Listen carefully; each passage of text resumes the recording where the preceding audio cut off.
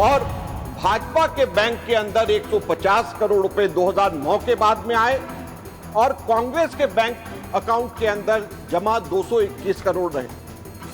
ये 1.47 टाइम्स कांग्रेस के ज्यादा थे। 60-40 का रेशियो था।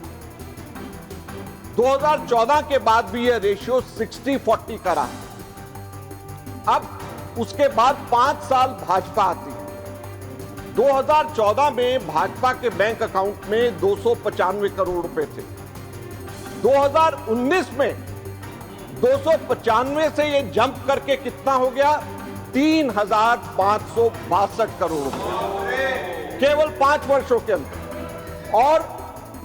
और साथ साथ में कितने गुना कांग्रेस से ये आगे हुआ? 11 गुना कांग्रेस से ज्यादा हुआ। कांग्रेस के 315 करोड़ रुपया कांग्रेस के अकाउंट में था। रेशियो क्या था? 60-40 से कम होकर के ये रेशियो बन गया 90-8 का। उसके बाद में 2024 आता है और चौंकाने वाली फिगर। सभापति महोदय 3,562 करोड़ से बढ़ करके भाजपा के खातों में कितने पैसे भाजपा के अकाउंट में है? 10,107 करोड़ रुपया। 10,107 करोड़ रुपया। और कांग्रेस के 133 करोड़ रुपया। आदरणीय सभापति महोदय, मैं आपका धन्यवाद करना चाहता हूं। आपने बोलने का मौका दिया और एक बहुत महत्वपूर्ण विषय है चुनाव सुधार का। सभापति महोदय, हम दुनिया भर में बड़े गर्व से छाती ठोक कर कहते हैं कि Bharat mother of democracy, Bharat लोकतंत्र की जननी है। लेकिन जो तथ्य आज मैं इस सभा के अंदर रखूंगा, सभा पटल पे रखूंगा, वे चीख चीख करके गवाही दे रही हैं कि भारत में शायद यह जननी अब जीवित नहीं है। सभापति महोदय, किसी भी जीवंत लोकतंत्र के लिए 3 बुनियादी शर्तें होती हैं, 3 कसौटियों पे खड़ा उतरना पड़ता है। सबसे पहला लेवल प्लेइंग फील्ड, समान अवसर सभी के सभी दलों के लिए। दूसरा ट्रांसपेरेंसी, पारदर्शिता। और तीसरा क्रेडिबिलिटी, विश्वसनीयता। सबसे पहले अगर हम लेवल प्लेइंग फील्ड की बात करें तो मैं केवल आंकड़ों के ऊपर जाऊंगा। सभापति महोदय, मैं कांग्रेस पार्टी का कोषाध्यक्ष भी हूं, राज्यसभा के एमपी के साथ साथ। सभापति महोदय, पिछले 2-3 वर्षों से मैं हर इलेक्शन के बाद जैसे सभी पार्टीज को अपना हिसाब किताब देना होता है वो मैं दे रहा हूं। और जाहिर बात है कि मैं दूसरी पार्टीज का भी जो हिसाब किताब होता है उसको भी मैं देखता हूं। इलेक्शन कमीशन की वेबसाइट पे पब्लिक के लिए, सबके लिए वो वहां पर रहता है। सभापति महोदय, आप बड़े हैरान होंगे, सदन बड़ा हैरान होगा, मैं कुछ आंकड़े देना चाहता हूं। हर इलेक्शन के बाद हम ये बताते हैं कि कितना पैसा खर्च हुआ और साथ में ये भी बताते हैं कि कितना पैसा हमारे बैंक अकाउंट के अंदर है। और ये लेवल प्लेइंग फील्ड की बात इससे निकल करके आती है। 2004 के अंदर भाजपा के बैंक बैलेंस, बैंक अकाउंट के अंदर 2004 के बाद 88 करोड़ थे। हमारे कांग्रेस के बैंक के अंदर 38 करोड़ थे। लगभग 2 गुना भाजपा के हमसे ज्यादा थे। हमारी सरकार आई, ज्यादा हमारी स्ट्रेंथ थी, तो ज्यादा स्ट्रेंथ के बेसिस पे हमें ज्यादा पैसा मिला। और भाजपा के बैंक के अंदर 150 करोड़ रुपए 2009 के बाद में आए और कांग्रेस के बैंक अकाउंट के अंदर जमा 221 करोड़ रहे। ये 1.47 टाइम्स कांग्रेस के ज्यादा थे। 60-40 का रेशियो था। 2014 के बाद भी यह रेशियो 60-40 का रहा। अब उसके बाद 5 साल भाजपा आती है। 2014 में भाजपा के बैंक अकाउंट में 295 करोड़ रुपए थे। 2019 में 295 से ये जंप करके कितना हो गया? 3,562 करोड़ रुपए केवल 5 वर्षों के अंदर।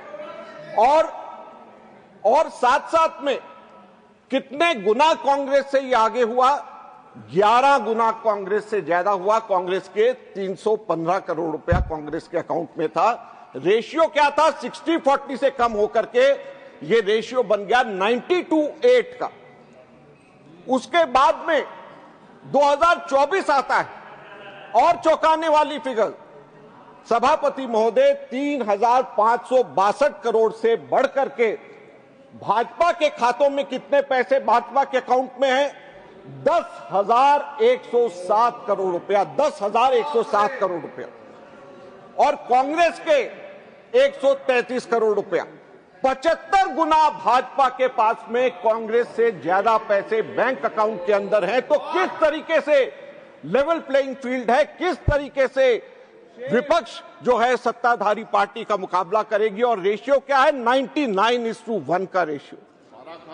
99:1 के रेशियो में ऑपोजिशन का और रूलिंग पार्टी का पैसा बैंक अकाउंट के अंदर जमा है। किस तरीके से आप सोचते हैं कि लोकतंत्र जिंदा होगा, किस तरीके से आप सोचते हैं कि लेवल प्लेइंग फील्ड यहां पे होगा, ये हम लोगों को समझ नहीं आता। सभापति महोदय, सिर्फ यहीं तक नहीं बात खत्म होती।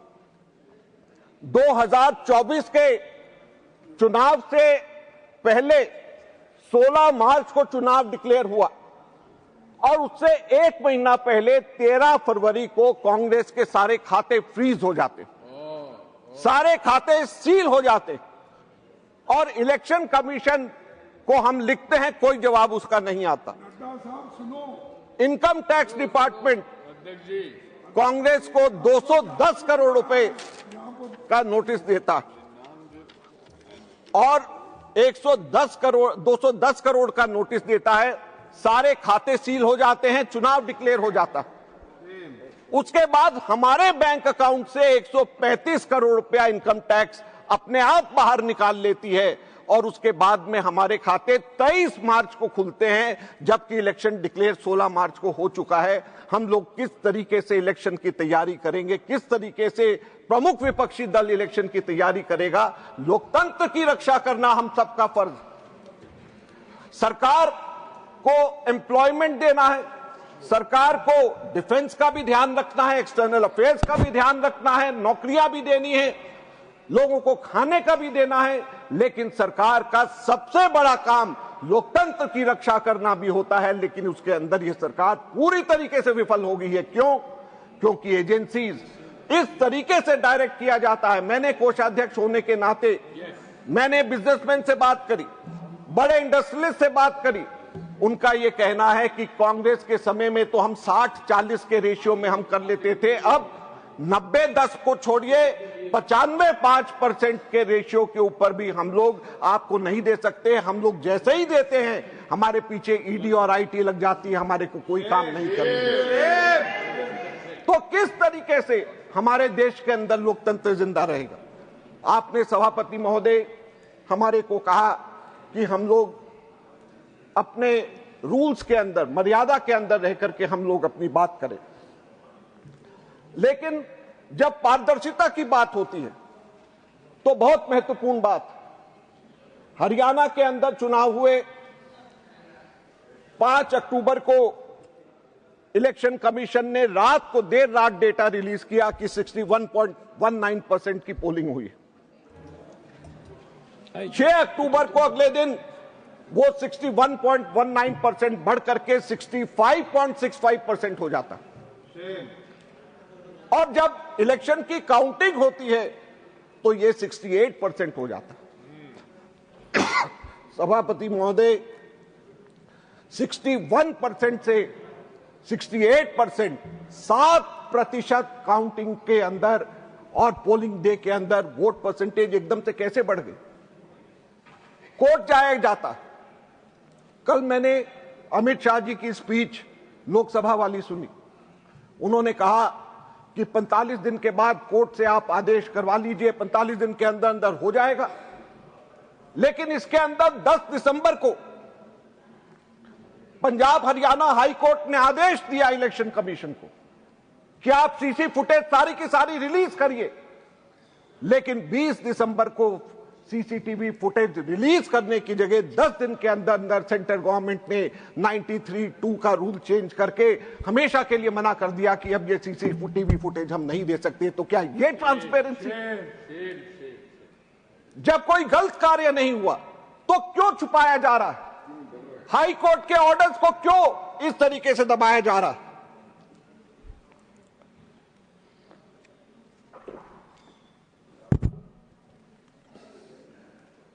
एक साल तक इससे पहले सीसीटीवी फुटेज का रिकॉर्ड रखा जाता था।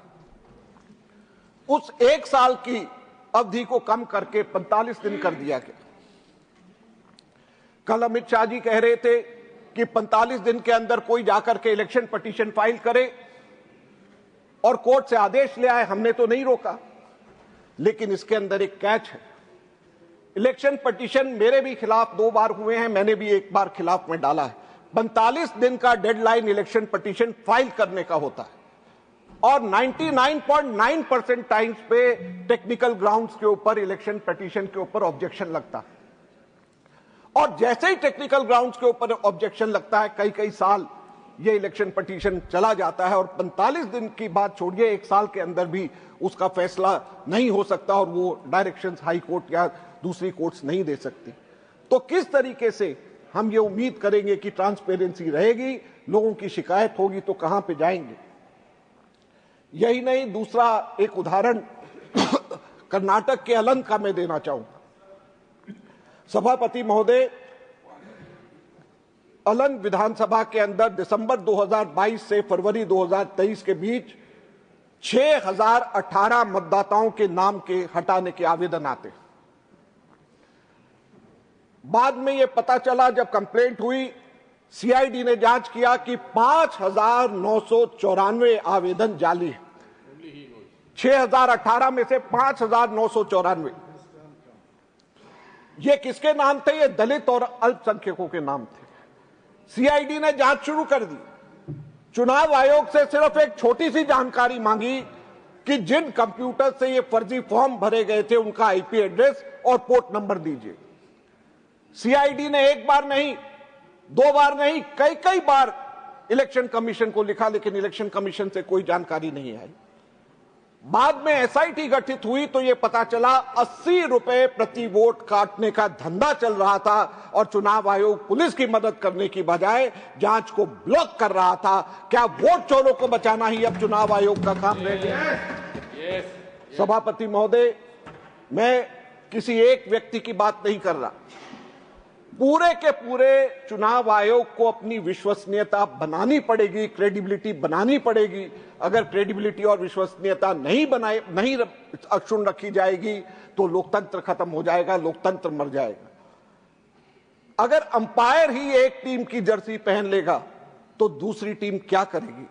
अंपायर ही अगर मैच फिक्स कर लेगा तो खिलाड़ी क्या करेगा? सुप्रीम कोर्ट ने मार्च 2023 में ऐतिहासिक फैसला दिया कि चुनाव आयुक्तों की नियुक्ति एक निष्पक्ष कमेटी को करनी चाहिए ताकि सत्ताधारी पार्टी के अधीन कार्यपालिका को पूरी शक्ति ना दी जाए। और उन्होंने कहा प्रधानमंत्री, विपक्ष के नेता और चीफ जस्टिस ऑफ इंडिया, ये 3 की कमेटी होनी चाहिए। मार्च 2023 में सुप्रीम कोर्ट ये कहता है और दिसंबर 2023 में कानून बदल करके चीफ जस्टिस को बाहर करके एक और कैबिनेट मिनिस्टर को डाल दिया जाता है। 2.1 से 2:1 से फैसला अगर करना है तो ये पहले से ही फैसला कर दिया जाता है। तो ये मैच फिक्सिंग नहीं है तो क्या है? सभापति महोदय, यही नहीं, कानून बदल करके चुनाव आयुक्तों को किसी भी क्रिमिनल या सिविल एक्शन से टोटल इम्यूनिटी दे दी गई। चाहे वो कितना भी पक्षपात करे, कोई उनके ऊपर उंगली नहीं उठा सकता, कोई उनके ऊपर कानूनी कार्रवाई नहीं कर सकता। मैं आपके माध्यम से पूछना चाहता हूं सभापति महोदय, अगर कोई गलत कार्य नहीं किया तो डर किस बात का? अगर कोई गलत कार्य नहीं किया तो छुपाया क्यों जाता है? ट्रांसपेरेंसी क्यों हो रही है, क्यों रोकी जा रही है? अगर कोई गलत काम नहीं किया जा रहा तो इम्यूनिटी की क्या जरूरत है? आज सबसे बड़ा प्रश्न ये उठता है। एसआईआर के ऊपर पूरे देश की बात है, आपने उसके ऊपर कंडीशंस लगाया है, मैं उसको फॉलो करूंगा। यह बात तो प्रश्न उठता है कि 44 से ज्यादा बीएलओज ने क्यों आत्महत्या करी? बर्डन ऑफ प्रूफ आज सरकार को अपना जो उसको करना चाहिए उसकी जगह नागरिकों के ऊपर डाल दिया गया। बिहार में आधार कार्ड सुप्रीम कोर्ट ने कहा सबूत होना चाहिए, लेकिन बावजूद उसको नहीं माना गया, सुप्रीम कोर्ट के आदेश को नहीं माना गया। तो सभापति महोदय, इन सब चीजों के ऊपर प्रश्न तो उठते ही हैं। हम लोग बेशक कानून के दायरे में, रूल्स के दायरे में पूछ रहे हैं, लेकिन ये सब प्रश्न तो उठते ही हैं। बिहार के चुनाव हुए, क्या हुआ? जब तेलंगाना में कांग्रेस की सरकार किसानों को मदद देना चाहती थी, तो चुनाव आयोग ने आचार संहिता, मॉडल कोड ऑफ कंडक्ट का डंडा चला करके रोक दिया। हिमाचल में हमारी सरकार महिलाओं को 1500 रुपए देना चाहती थी और फॉर्म भर रहे थे तो रोक लगा दिया मॉडल कोड ऑफ कंडक्ट के। बिहार चुनाव के दौरान आचार संहिता लागू होने के बावजूद एनडीए सरकार ने 10,000 रुपया सीधे लाखों महिलाओं के खाते में ट्रांसफर किया। विपक्ष करे तो रेवड़ी और आचार संहिता का उल्लंघन, और अगर पक्ष करे तो वो जन कल्याण, ये दोहरा मापदंड नहीं चलेगा। इसको ठीक करने की जरूरत है, ये मैं कहना चाहता हूं। सभापति महोदय, आज चुनाव आयोग मशीन रीडेबल वोटर्स रोल देने से मना कर रहा है। आज चुनाव आयोग आईपी एड्रेस छिपा रहा है जो लोग वोट चोरी करते हैं। आज चुनाव आयोग 45 दिन के सबूत मिटा रहा, 45 दिन के अंदर। आज चुनाव आयोग सरकार की कठपुतली बन चुका है। सत्ताधारी दल ईसी अपॉइंट कर सकता है, ईसी को कानूनी इम्यूनिटी दे दी गई।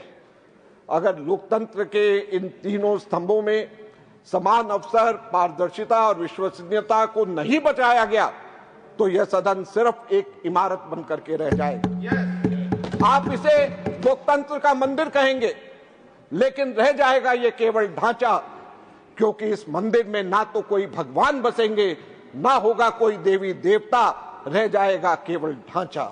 हमें याद रखना चाहिए, आप नियम बदल सकते हैं, आप अंपायर खरीद सकते हैं, लेकिन आप जनता की आवाज को हमेशा के लिए नहीं दबा सकते। धन्यवाद।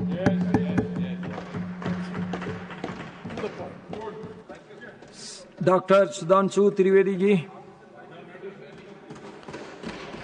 माननीय सभापति महोदय,